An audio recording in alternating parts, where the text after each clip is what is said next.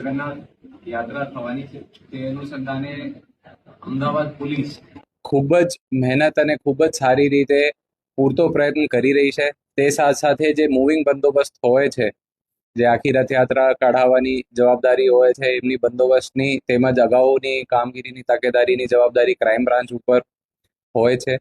તે અનુસંધાને ક્રાઇમ બ્રાન્ચે છેલ્લા 2-3 દિવસમાં ખૂબ જ સારી રીતે મહેનત કરી ઘણા બધા હથિયારોના કેસો શોધ્યા છે. અગાઉ જે વોન્ટેડ મોટા ગુનેગારો હતા એમને પણ પકડ્યા છે. ભાડુઆતની ચેકિંગ થઈ છે અને અમે તમામ પ્રકારની ટેકનિકલ અને હ્યુમન આપણા જે રિસોર્સિસ છે એમનો આપણે વધારીને મહેનત કરીએ છીએ. તે સાથે સાથે આપ સૌનો જણાવવા મને ખૂબ જ સારું લાગે છે કે અમે જે કોઈ પણ પ્રકારની ભગદડ ના થાય કે સ્ટેમ્પીડ ના થાય તે માટે આપણે એક સ્પેશિયલ આર્ટિફિશિયલ ઇન્ટેલિજન્સ યુઝ કરીને એન્ટી સ્ટેમ્પીડ, એન્ટી ક્રાઉડ્સ એમાં જે ઘણા યુવા લોકોનો જે સ્ટાર્ટઅપ્સ છે અને એ લોકો આ દિશામાં કામ કરી રહ્યા છે તેમનો સાથે જોડાઈને અમે એ લોકો કર્યું છે.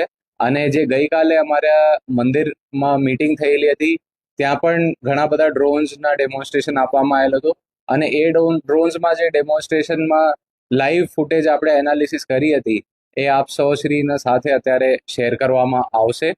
અને આપણી કોઈ પણ મીડિયાના ભાઈઓ અને બહેનો મારફત અમારી એ જ રજૂઆત છે કે કોઈ પણ લોકો છે એ બહુ સારી રીતે શાંતિપૂર્વક એ ભગવાન શ્રી જગન્નાથની યાત્રામાં જોડાય અને કોઈ પણ આપશ્રીના ધ્યાન ઉપર મુદ્દા આવતો હોય તો ક્રાઇમ બ્રાન્ચમાં જાણ કરવાની વિનંતી છે.